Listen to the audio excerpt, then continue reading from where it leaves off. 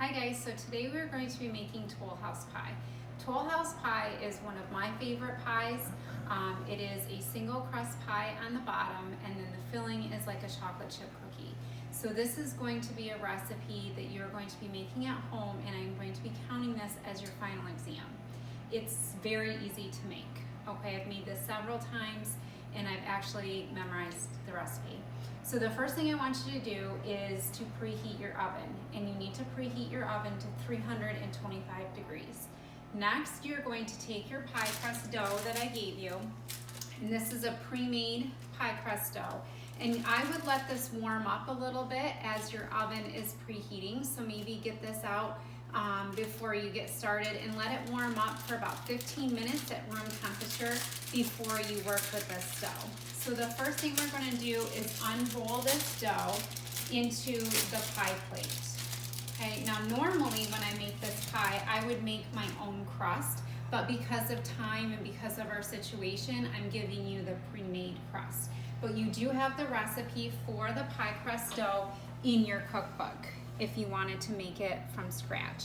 And again, I personally prefer the homemade pie crust dough over the pre-made. So I'm just unrolling this across the top of the pie plate, and then I'm going to go along the inside, and I'm going to get this to fit along the inside edges. And there's going to be a little bit of overhang of this pie crust dough, which is fine. Okay, so I'm getting this to fit nice and snug along the inside. Next, I'm going to take a butter knife and I am going to trim off all of this extra dough. So I'm just running the butter knife along the edge of the pie plate to get all of this extra dough to come off. You don't want this to burn in the oven and then fall off in your oven. So that's why you're going to trim it. Okay, all of that goes in the garbage. That's all scrap. Now we're going to do that decorative edge around the outside. This is called fluting the pie. Fluting, just like the musical instrument. So I'm going to take my pointy finger and my thumb with my left hand, and I'm going to put it in the center of my pie so that there's a little V shape on the outside. With my right thumb, I'm pushing the edge of the crust up into that V and kind of pinching it together. And I'm going to do that all the way around the outside edge. The purpose of fluting the pie is so that it makes it look really pretty, and it also makes it easier to serve. Some people flute their pies differently. Okay, so some people might take the fork and push down on the edges.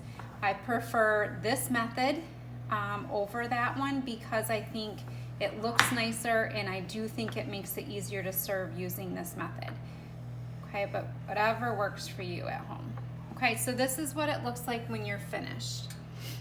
Okay, next we're going to start our pie crust filling.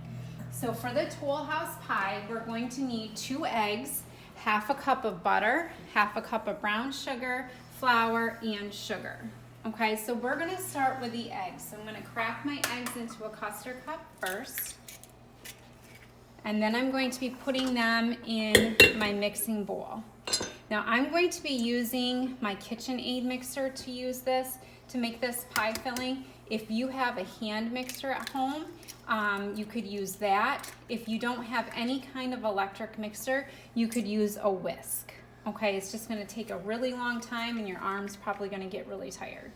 So I've got 2 eggs in here, and I'm going to put this in my mixer. Okay, and plug it in, and then I'm going to beat these eggs until they're foamy. Okay, and this may take a few minutes to do.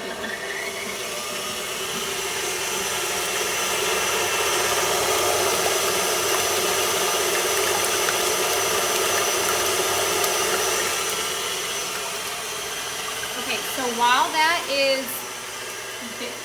beating and I've got the eggs getting foamy, if I were you, I'd take your stick of butter and put this in the microwave for about 15 seconds. This needs to be softened, so you want it squishy. So put the whole thing, wrapper and all, in your microwave for about 15 seconds.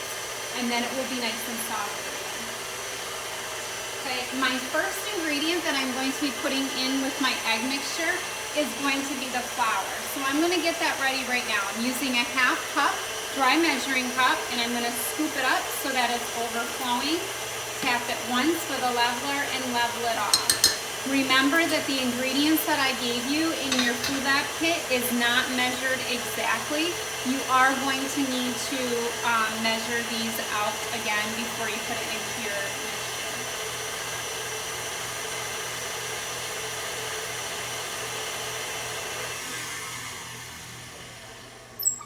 All right, I'm going to have you take a look at these eggs and see how they're bubbly on the top.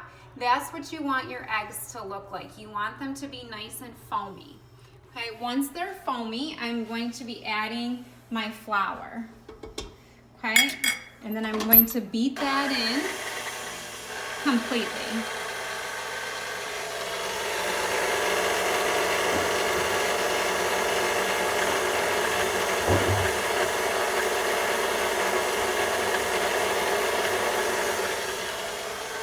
So you may need to scrape down the side of your bowl and get all of the ingredients in. So with a rubber scraper, I'm just scraping this down, getting all the flour to mix in. Make sure that you turn your mixer off when you're doing this.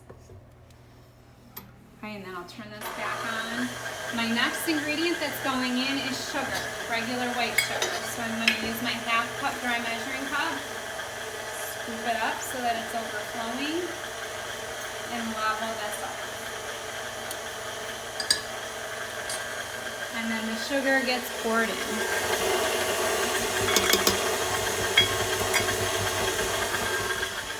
Okay, next is my 1/2 cup of brown sugar. Remember, brown sugar is packed. So I'm going to scoop this up so that it's overflowing, and then I'm going to push down with a metal spoon to get this to pack in. Try to get as much brown sugar into that 1/2 cup dry measuring cup as possible, and then I'm going to level it off. Okay, and then I'll just plop it in there and mix it in.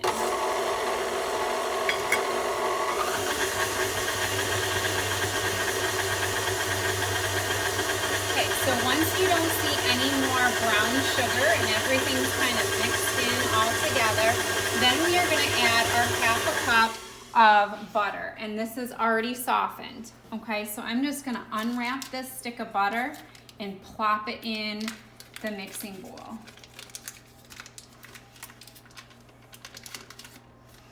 Okay, and then I'm going to mix these ingredients together until you don't see any more chunks of butter. So it's going to take a while for this to get all mixed in.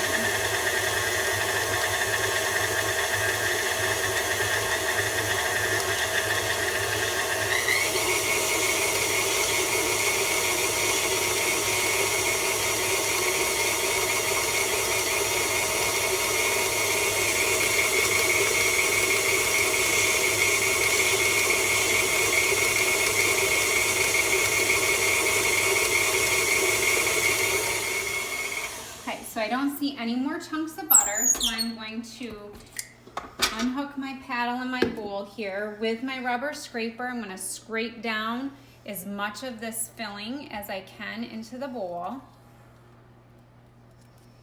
And then the last thing I'm going to add is the chocolate chips. Okay, so I gave you a bag of chocolate chips. I like to overflow this, so I would have a heaping 1/2 cup. So if I were you, I'd use the entire bag of chocolate chips that I portioned out for you. Next, I'm just going to stir this in with my rubber scraper. Okay, you don't want to beat the chocolate chips in with your electric mixer. You could damage your electric mixer. Okay, so this is what it looks like when it's all mixed. Okay, it looks like a very soft chocolate chip cookie batter. Next, we're going to pour this into our prepared pan, our prepared pie tin. Okay, so we already have this done. So I'm going to scoop all of this filling into the center of the pie.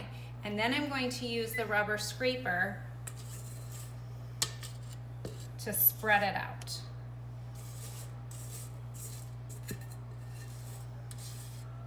In your cookbook, I believe you have the option of adding nuts to this, and if you did, you would stir them in with the chocolate chips. Personally, I'm not a fan of walnuts with chocolate chip cookies, so I tend to leave it out of this recipe.